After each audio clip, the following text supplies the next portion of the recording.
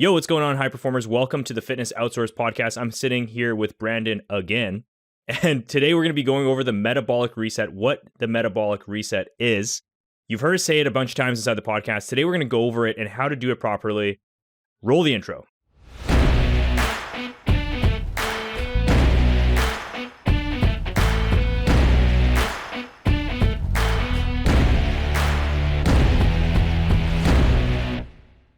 You've probably heard us say many times now the word metabolic reset, or the term metabolic reset. So, Metabolic reset. what does that mean, Josko? What does it mean? So first thing we're going to do is define metabolic reset, which is basically a metabolic reset is you resetting your metabolism. It's exactly what it sounds.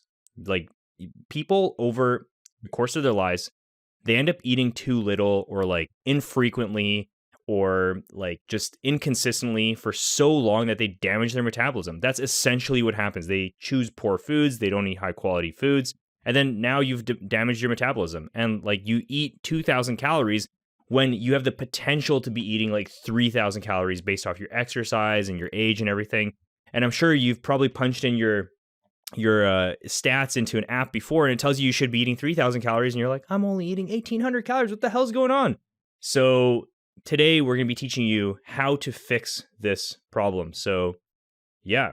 You know, I hear this all the time. It's usually from like older guys. They're like, when I was 17, I used to eat enough turkey dinner to like fill my entire leg. And now if I eat that much, I gain 30 pounds. You like drank your face off for like 10 years and then you were just eating like shit, like exercising infrequently, or like potentially even stopped exercising for these guys who were like athletes when they were younger. Yeah. And then, they just damage their metabolism over time. That's what you're doing. And so these are the perfect people that we like to, at the Fitness Outsource program, like to put on a metabolic reset. Because we need to do this reset of their metabolism before we even start thinking about doing a proper fat loss phase, or even start thinking about doing a surplus phase in order to gain more muscle. We need to fix the underlying mechanisms that allow them to process the nutrition and the food in their diet. Like, it's like you're eating 2,000 calories right now. I can bring you down to 1,000 calories and you'll lose weight. That's for sure. But the thing is, though, do you really want to do that to yourself? 1,000 calories, bird food? Like, you could be just eating 2,000 calories, what you're eating right now, and actually losing weight. It's just, if you fix your metabolism first and then cut down, then it's so much better. Yeah, you just get so much more. I always say you get more like squeeze out of the cut. Like, we're going to build your metabolism up, and then we're going to cut you down, and then you're going to get way more squeeze, as if we just keep already wringing out a towel that's already been dry. You know, I've had somebody contact me after one of our podcasts, and they said something like, "Oh yeah, like I can't eat that much. Like my metabolism is just not that good. My whole family, we've just been like, we've never had a good metabolism. It's just how I am." Right. What do you think about that? Like, what do you say to those people? Yeah, I think, they kind of like doom themselves to kind of like failure by one, talking about themselves like that already. But I've seen this with a lot of my more so female clients, because they're actually more inclined to like eat more. And they're surprised because they'll start losing weight as they're eating more. So I can actually do a metabolic reset with them way easier, because the influx of how much percentage wise I'm getting them to eat more. If you're eating like 800 calories and I add another 100 calories, that's quite a big difference, right? Whereas if a guy is gaining weight off of 2,000 calories and I add another 100 calories, that's not as much of a percent difference. Yeah, just like 5% or whatever. Yeah, exactly. So in your eyes, like, what are the telltale signs that you need to do a metabolic reset? I think that so the math behind it is you take your average weight for the week or your heaviest weight for the week and you multiply by 15 equals your calories. Yeah. If you're not there yet, then you should probably do a metabolic reset. Right. Yeah, I think that's probably the best thing for you to do. Because like, okay, let's just do the math here. So let's say you're a 115 pound woman, right? And you're eating, I don't know, like let's say what 1,200 calories, right? That's what most women are eating nowadays. 1,200 divided by 115 is 10. So the ratio should be 15. At least 15. 15, yeah. So if you're 115 pounds and you multiply it by 15, that means you should be eating 1,700 calories, and you're eating 1,200 calories right now. Right. Like you should be losing weight off 1,200 calories. And the thing is, let's say a 115-pound woman, she doesn't have to lose weight, most likely. Right. 115 pounds, maybe just 5-10 pounds if she wants. But don't you want to be eating more? Like, yeah, you want to be eating more. Also, like, not just to feel good hormonally and everything, but also just because then if you end up eating more on a weekend out or anything like that, you're not going to gain weight. You're just going to come back the same because you want the capacity to be able to eat more. You want that capacity to be able to eat more. Yeah. If you can take your body to that limit, why not? Like, why not? Especially if it's so easy to do. You can do it within weeks. It fixing your metabolism literally takes, like, I would say at the most, probably about like 10 weeks at the most. Yeah. If you just stick to the plan. So then what is the plan to resetting your metabolism? So, okay. What we did was we divided into, I don't know how many steps there are, 6 steps or so. But basically the thing that we do first is we find maintenance calories. And what that means is basically just tracking your calories, seeing what you're currently eating right now, and then finding that maintenance level. So let's say if it is 1,200. And then from there, just eating consistently at those calories and trying your best to increase your protein intake to 0.8 to 1 gram per pound of body weight. So that means like if you're a 115-pound woman, eating 115 grams of protein before like starting to increase your calories or anything like that. Literally just fixing your protein intake because it's very likely that your protein intake is extremely low right now. So that's what we do. So that means if you're a 200-pound guy, you'd be eating 200 grams protein. But let's say that if you're a 250-pound guy, like 250 pounds, and it's like a lot of fat on you, then you probably shouldn't push it to 215 grams of protein. It's just like unnecessary. Maybe like 180 would be reasonable. What I find really interesting about what you said is when we're finding kind of maintenance is, before we even find where maintenance is, we want to see what we're currently eating, right? Because a lot of people will, if they're going from a big jump from like 800 calories, then we're like, okay, you can actually eat like 1,500 calories. We're not going to do that all in 1 week. No. Right? We're going to progressively build them up from 800 to 1,500, up to 1,700 calories. And this happens over time, but we don't want to steer the ship too quickly. It has to happen over time. Yeah. So first, finding like what your maintenance calories currently is, then adding protein, more protein than what you're currently eating. And then from there, one thing that this is the part that people have the most trouble with is actually decreasing their fat, because people tend to overeat on fat and they don't realize it. Like and typically people who are trying to lose weight typically aren't eating like the healthiest foods, which tend to be higher in fat. So they're eating like chips, for example, which like one small bag of chips has like 20 grams of fat.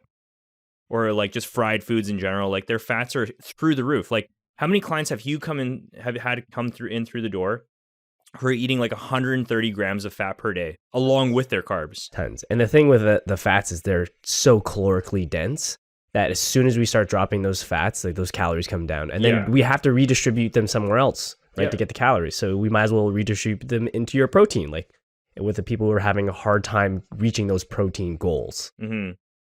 Yeah, so that's exactly what we do. We like kind of move the calories away from the fat and move them more into the protein and the carbs slowly.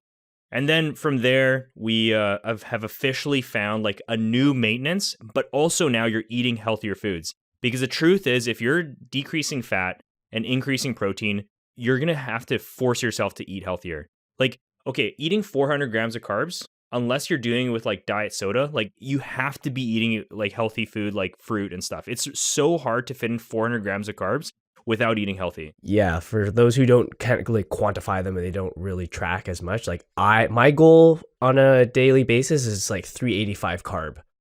And to do that, like I'm eating 3 or 4 helpings of like 300 to 350 grams of rice with every meal. Would you be able to, like, eating that many carbs and that low fat, would you be able to like go out for like, I don't know, like to restaurants and stuff?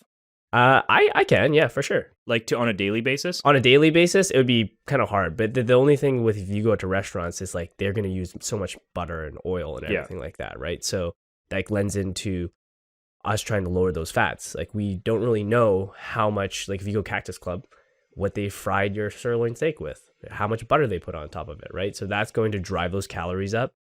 Whereas you can kind of control the carbs a little bit easier at the restaurant.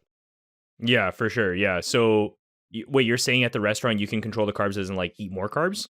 No, they don't give you that much carbs. Okay, that's what you're saying. Yeah, Unless you're that's what I drinking mean. it, right? That's what I mean. Yeah, the restaurant's usually high in fat, lower in carb, and then therefore like your rest of your day is ruined. Fair So enough. yeah, that's what I'm trying to say. Like, if once you like kind of switch into this diet, it's really hard to like maintain a lifestyle of like eating out and just like junk food and stuff.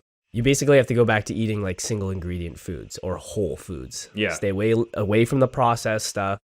And that and it's as well as like, again, finding where our maintenance is going to help you learn how to track, but it's also going to give you much more nutrients in that food than all the processed like sugary like tomato sauces and stuff like that. I wonder if people are listening to this right now and going like they're just like overwhelmed. This is like going because okay, here's the thing. Like everything is done really slowly. So like if you go to most coaches, what they'll tell you to do is like, oh, okay, here's your meal plan. Eat 1 gram of protein per pound of body weight. Like here you go. You're like, how the fuck do I do this? But if you do this slowly, I'm not going to tell you to like eat at 115 grams of protein if you're a 115 pound woman right now. It's going to be like, oh, you're eating 50. Next week, eat 60.